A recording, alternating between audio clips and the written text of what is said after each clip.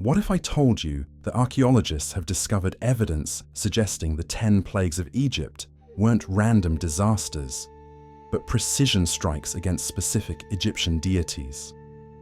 This ancient divine warfare changed history forever, and the evidence has been hiding in plain sight for over 3,000 years.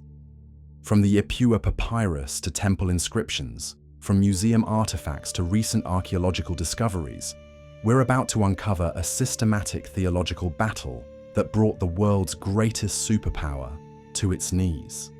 In the next 15 minutes, I'll show you how each plague systematically dismantled the most powerful religious system in the ancient world, and why Egyptian records tried to erase these events from history. Welcome back to The Artifacts Detective. I'm your host, and today we're investigating one of history's most dramatic confrontations between divine powers. To understand the magnitude of what we're about to examine, you need to grasp the scope of Egyptian religion. Ancient Egypt wasn't just a military and economic superpower, it was a theological fortress. Egyptian culture was built on a religious system containing up to 2,000 deities, each controlling specific aspects of life and death. The Egyptians believed their gods controlled everything. From the annual flooding of the Nile that brought life to their desert nation, to the sun's daily journey across the sky, to the protection of their crops, their health, and even their afterlife. This wasn't mere superstition to them. It was the foundation of their entire civilization. But according to Exodus 12:12, the God of Israel made an unprecedented declaration. Against all the gods of Egypt, I will execute judgments. I am the Lord. This wasn't just about freeing an enslaved people. This was divine warfare, a systematic dismantling of the most sophisticated religious system in the ancient world. And here's what makes this investigation compelling. The biblical account provides specific details that align with what we know about Egyptian deities from archaeological discoveries. Today we'll examine archaeological evidence from museums worldwide showing each targeted deity, ancient papyrus documents that may corroborate these events, temple inscriptions revealing the importance of each challenged god, why Egyptian official records remain suspiciously silent about these catastrophes. Let's dive into the investigation, starting with the strategic pattern that reveals this wasn't random destruction, but calculated divine warfare. Before we examine each plague individually, we need to understand the strategic pattern discovered by biblical archaeologists. The plagues weren't random. They followed a precise 3-cycle pattern that would have been immediately recognizable to ancient Egyptians as a systematic assault on their religious structure.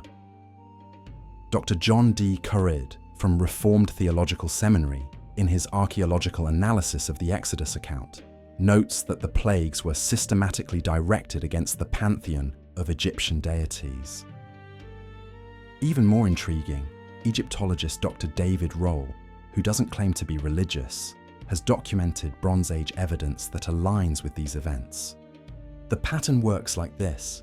In each set of 3 plagues, the first 2 came with warnings, while the third struck without warning, a pattern that mirrors ancient Egyptian magical texts found at Deir el-Medina.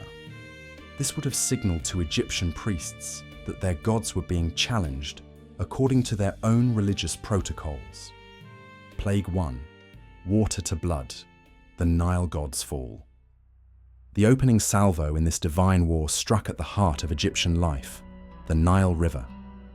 To understand the devastating psychological impact, consider that the Egyptians called their country Kemet, meaning black land, referring to the fertile soil deposited by the Nile's annual flood. Without the Nile, Egypt was just desert. 3 major deities fell in this first assault. Hapi, the primary Nile god, depicted in statues as a pot-bellied figure with pendulous breasts, symbolizing abundance and fertility. The British Museum houses a granite statue of Hapi that shows him holding plants and surrounded by fish, all of which died when the Nile turned to blood. Temple inscriptions from Elephantine Island call Hapi Lord of the River bringing vegetation, and lord of every good thing. Khnum, the ram-headed guardian of the Nile source, worshipped especially at Elephantine, where the Nile entered Egypt. Archaeological excavations at his temple complex show offering chambers where priests would present gifts to ensure the Nile's flow. Khnum was also believed to craft human bodies on his potter's wheel, making him a creator deity who couldn't even protect his own river. Osiris, perhaps most significantly, the Nile was mythologically connected to Osiris, whose blood was believed to flow in the river during the inundation. The pyramid texts, some of Egypt's oldest religious writings, state, "The Nile pours forth for thee, it rushes for thee, it is the blood of Osiris." Archaeological evidence from the Temple of Karnak shows elaborate rituals performed to honor these river deities. By turning the Nile to blood, killing all aquatic life, and making the water undrinkable for 7 days, the God of Israel demonstrated total dominion over Egypt's source of life. The economic impact alone would have been catastrophic. Fishing was a major industry, and water storage in ancient Egypt was limited. Plague 2. Frogs, Heket's humiliation. The second plague reveals deep irony that would have been obvious to any ancient Egyptian. The goddess Heket, depicted with a frog's head on a woman's body, was one of Egypt's most important deities for ordinary people.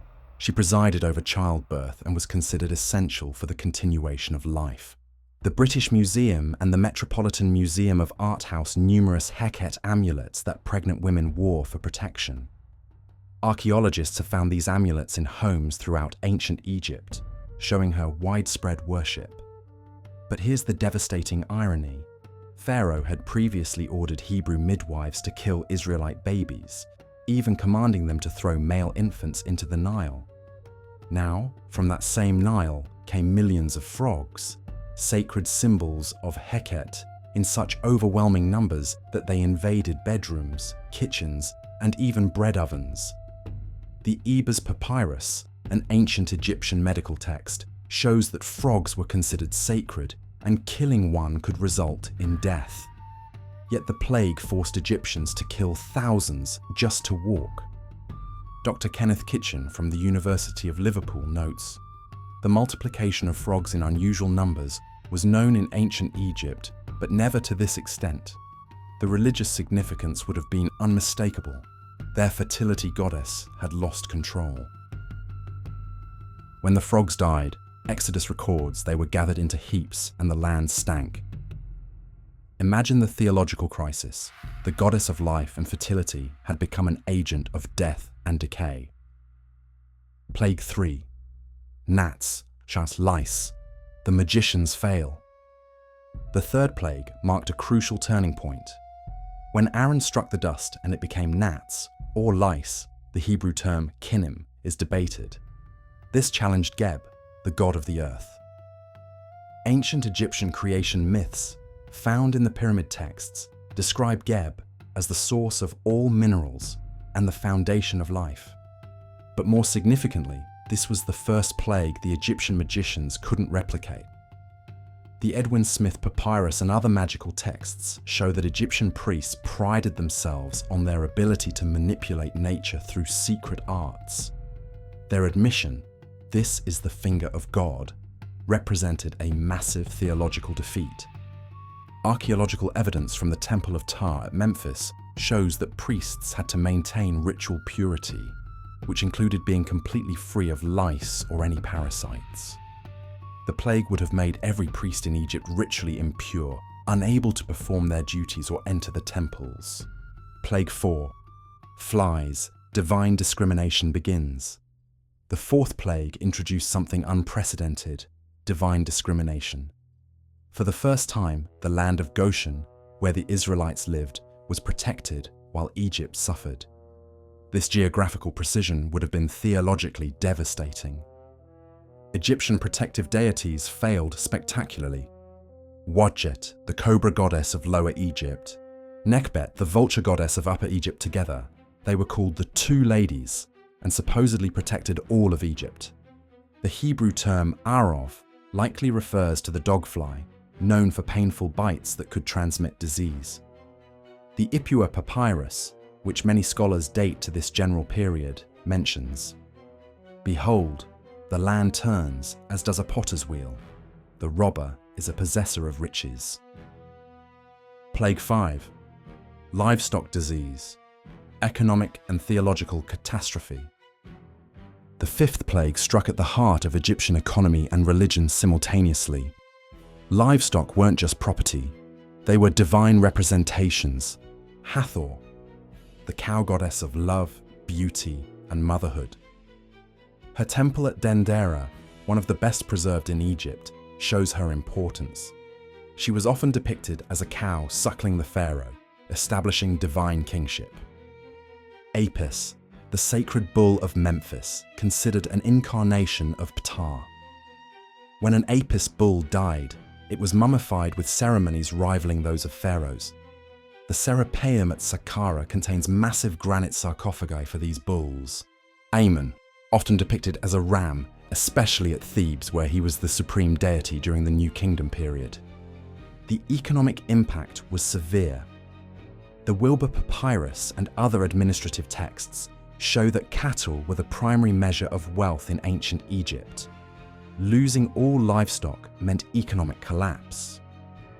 The fact that Israelite animals survived while Egyptian herds died would have been seen as impossible without divine intervention.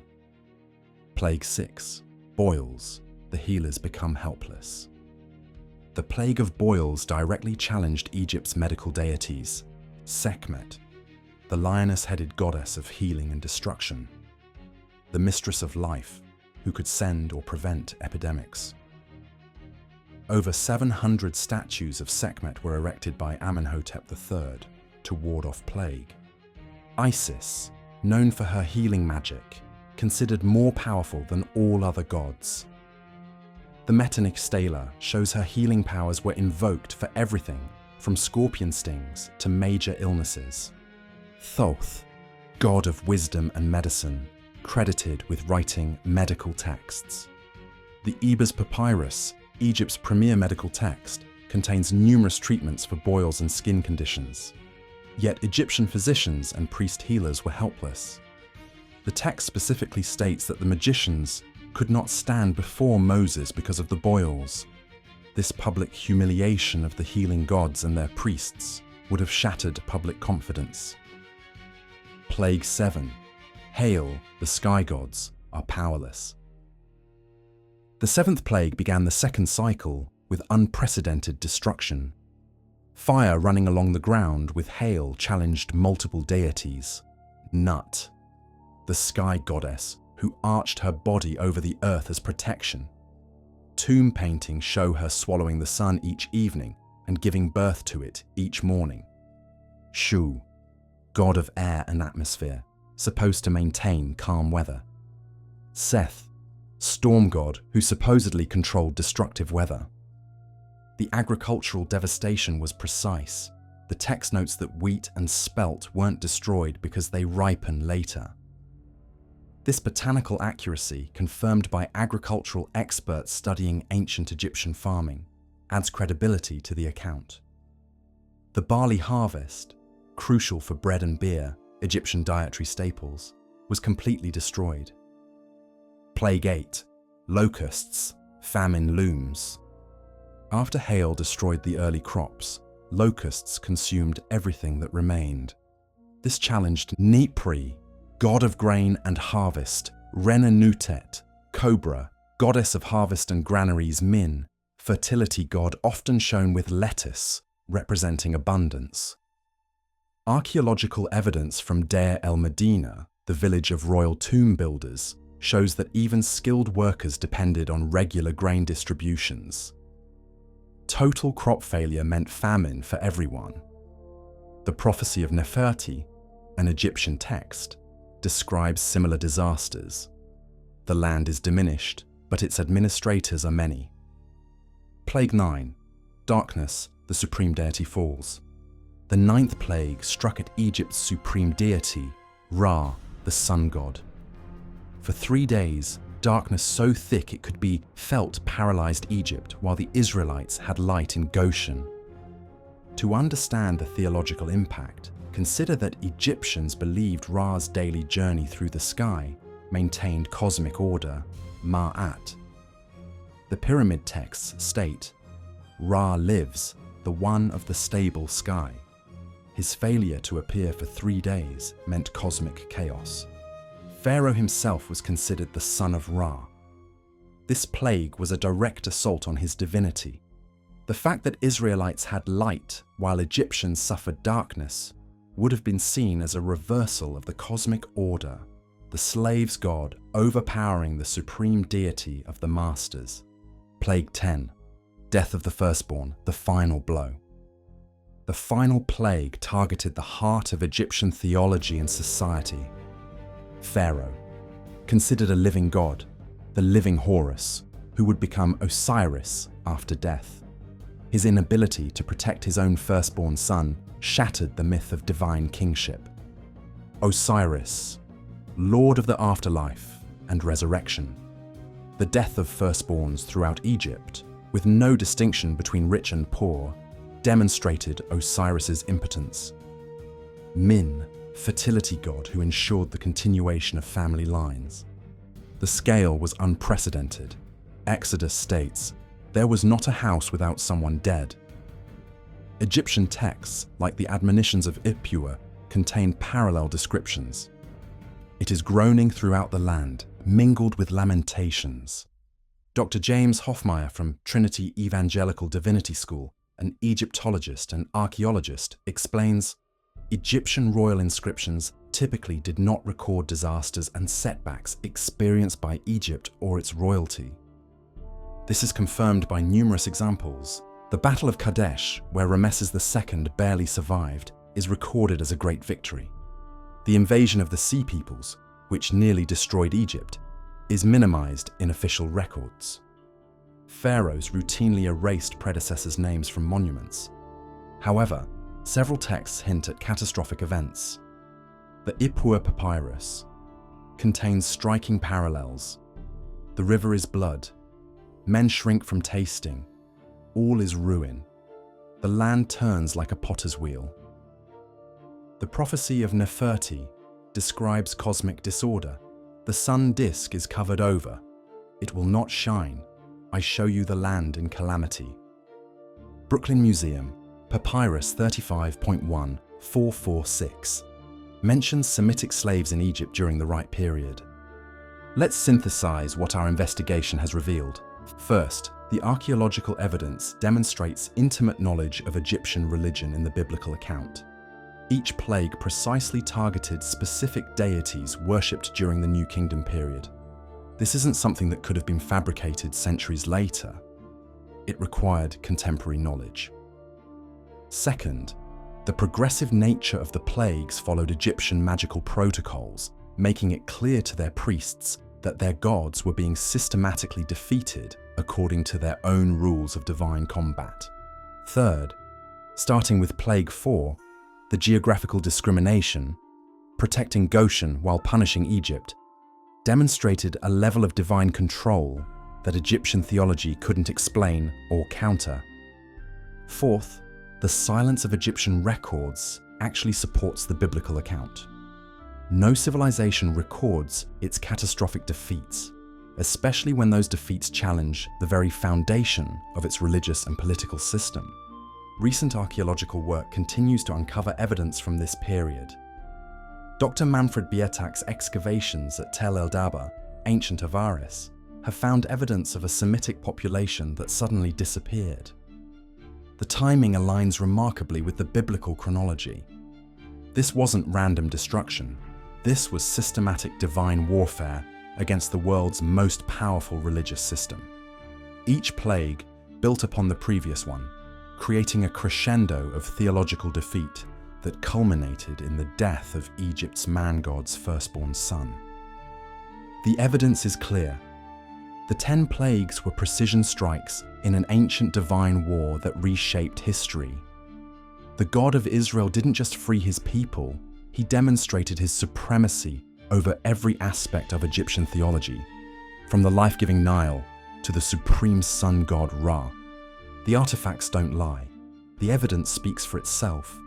And what it tells us is that 3,500 years ago, the gods of Egypt fell before the God of Israel in a systematic divine war that changed the course of human history. What's your take on this archaeological evidence? Does this systematic pattern change how you view the Exodus account? Have you seen any of these artifacts in museums? Let me know in the comments below. And here's something to consider. If Egyptian records were discovered tomorrow that confirmed these plagues, how would that change our understanding of ancient history? For more archaeological investigations like this, make sure you're subscribed with notifications on. Uncover more ancient mysteries. Follow the Artifacts Detective and join the investigation.